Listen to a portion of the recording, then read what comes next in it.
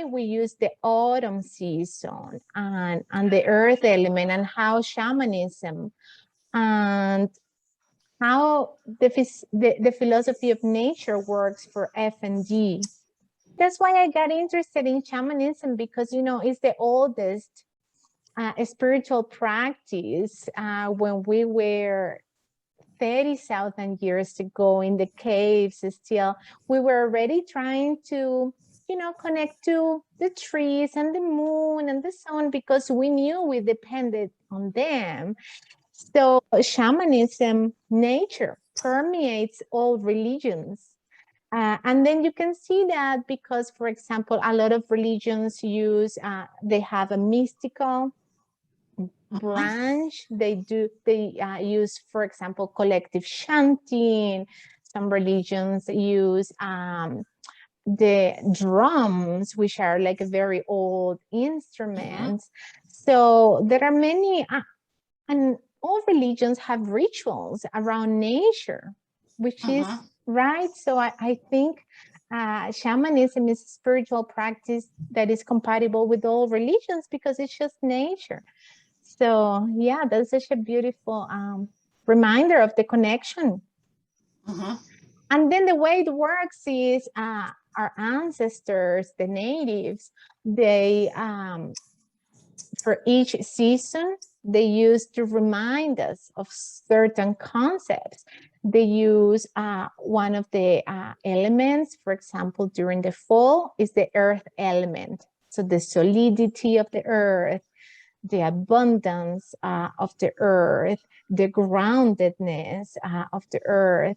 They use power animals to remind us of some qualities that we have in us, because as we evolved from a single cell organisms millions of years ago, we evolved through fish and felines and the dinosaurs, and then we spread, right? Like the monkeys took one branch and then all the other species.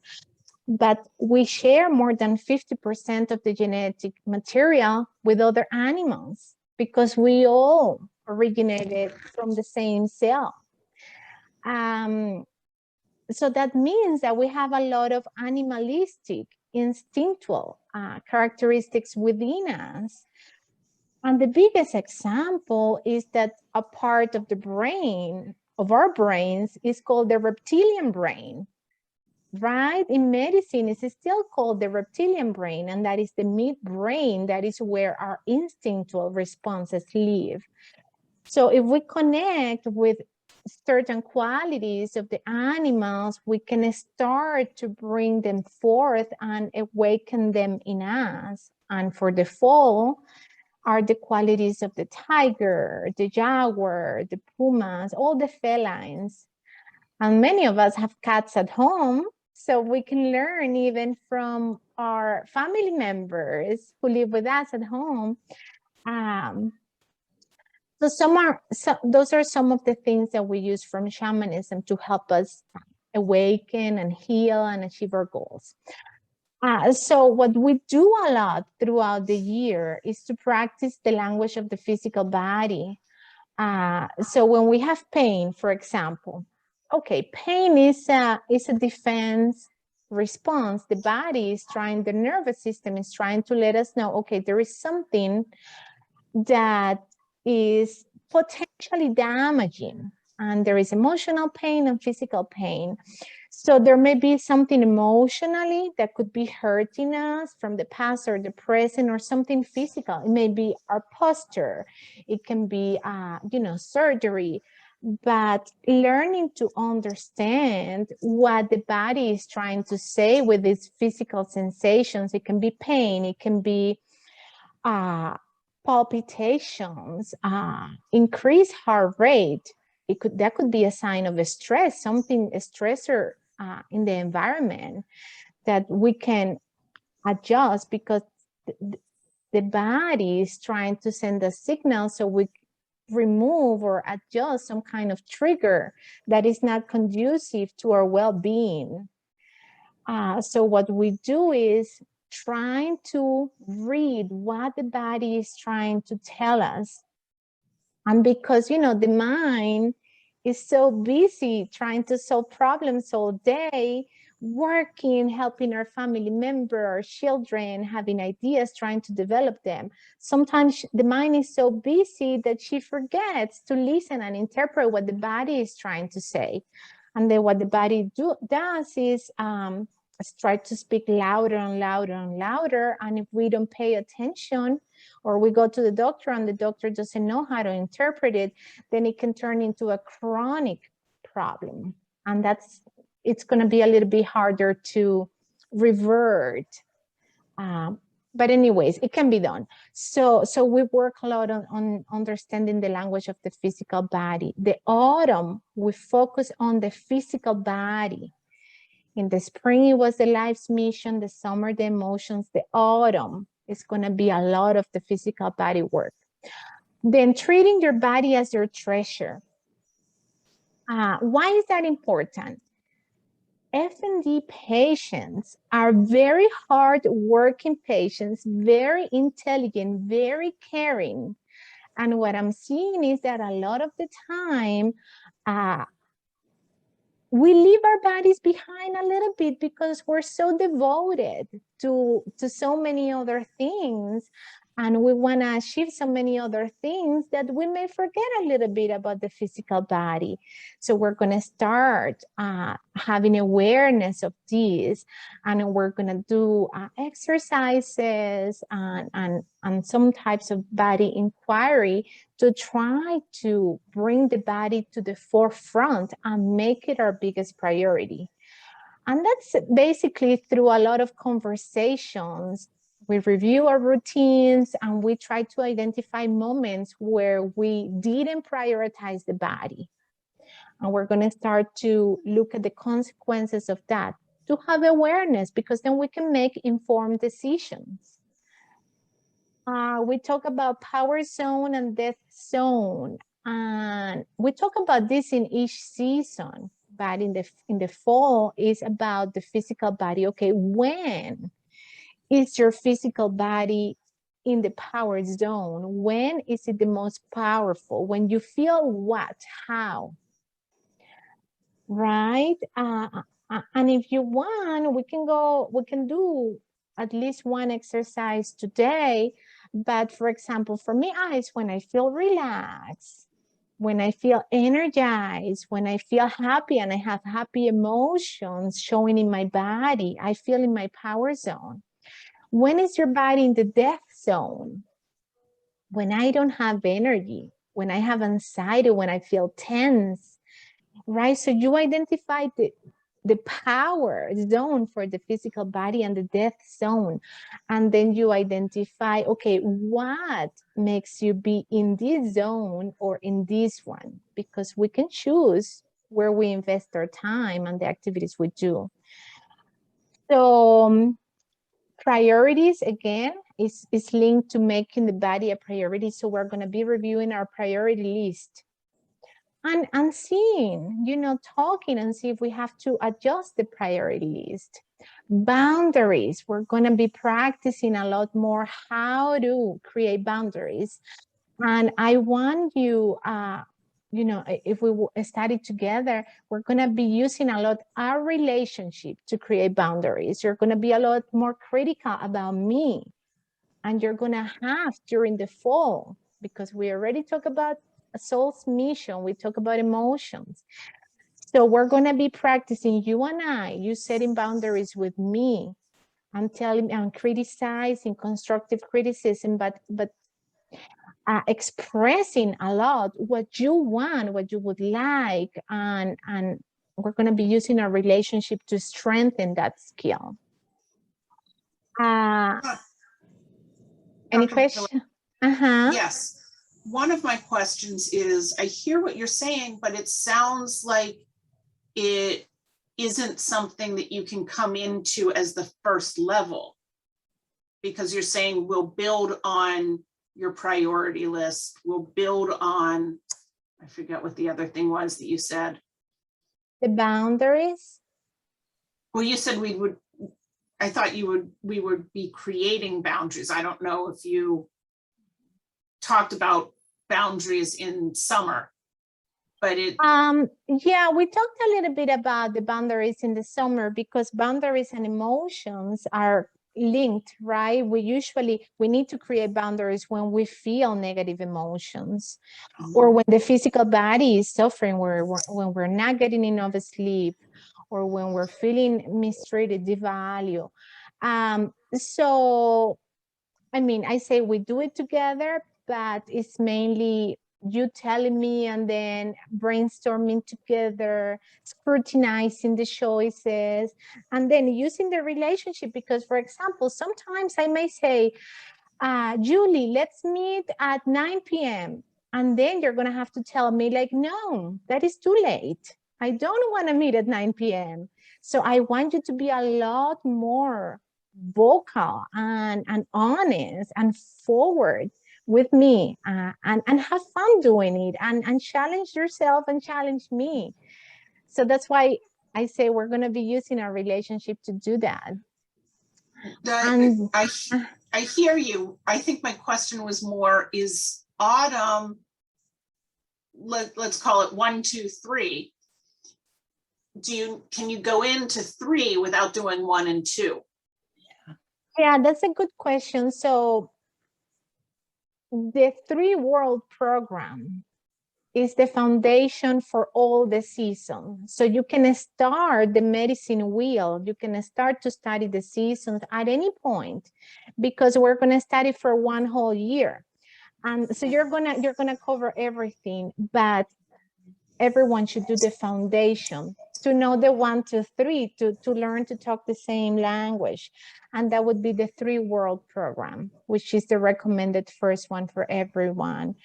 I mean, we could start in the fall, and I could teach you a little bit about the 3 world, but it's not as effective. The 3 world is so important, you know, because it's our past, how are we living our life in the present moment, and what is our desired perfect future that we want to accomplish. And that's the foundation to perfect everything else. Yeah. And you do kind of talk about all those things in every part of the wheel anyway. It's just the focus is more on, like, this one will be the physical body, but you do touch on everything all the time, because it's a constant work in progress of all 4 areas. So you can start wherever, I think. I mean, that's just my opinion. Yeah. You know, from having done the 2 prior ones.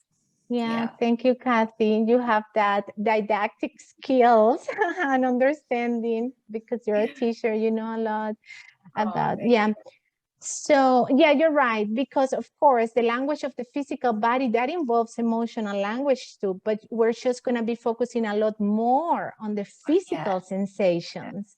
Yeah, you're absolutely right, Kathy. Thank you.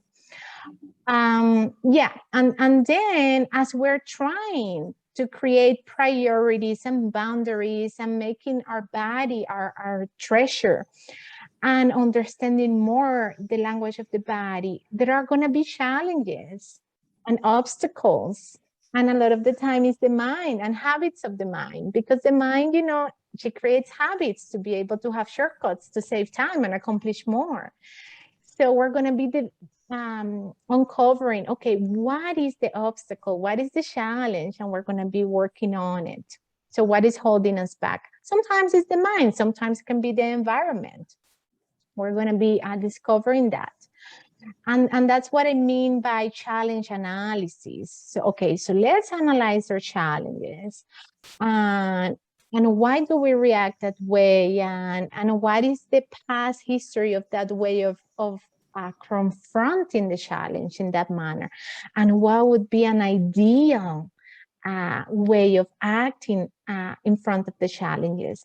And then we're going to try to embrace the behavior we want.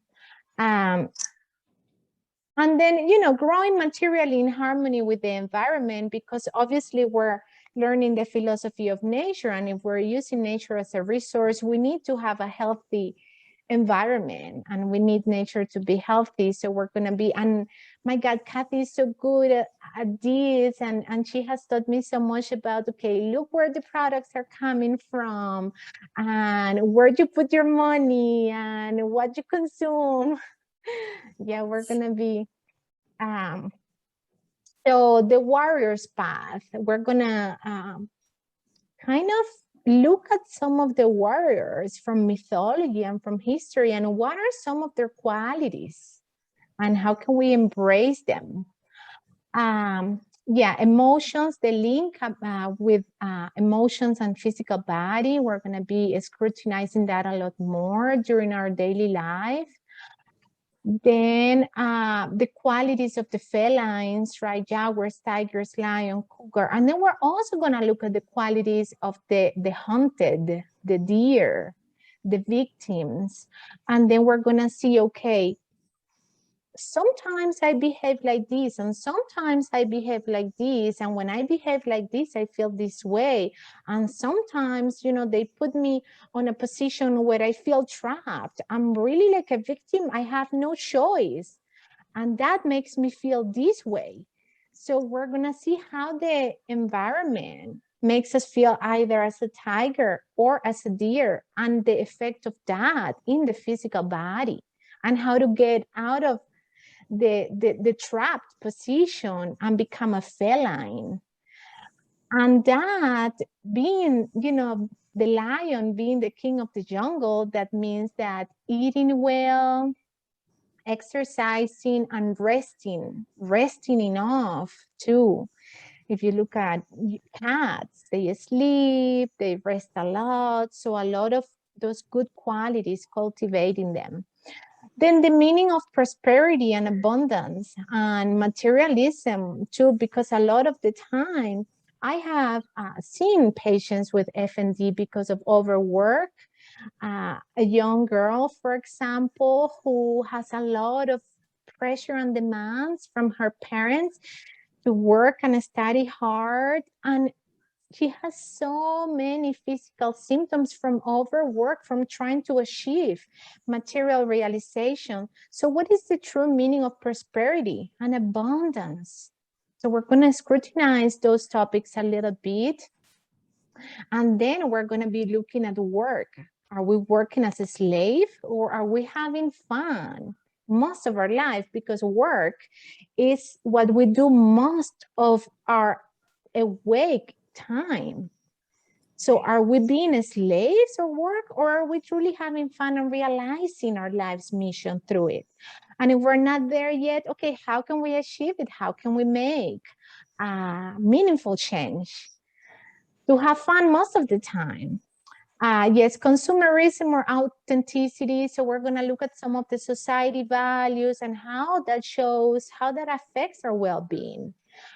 And then time management and time as a resource, because a lot of the time it goes back to not resting enough, not having enough fun. So tell me about your day. What are we doing with our day? I want to know. Let's make sure that we're resting enough, we're having time to spend it with family members, that we're allocating time to our priorities. So we're going to be doing a lot of time analysis and linking time and priorities. And then, yeah, we always, right, because we're so close with our loved ones, and it can be your loved one, your husband, your wife. It can also be your closest family member, your mom, your brother, your sister, a good friend. But that person that is closer to you, okay, how you two work together towards, because the fall is a lot about matter, material things. The physical body is a material body, but also money and material resources. So how you two work together towards financial health, financial freedom, and also physical health. So we're also going to be looking at the role of your loved one in your own financial and physical health and well-being. These are some of the concepts that we will be reviewing over the 4 weeks of the course. Any questions or comments?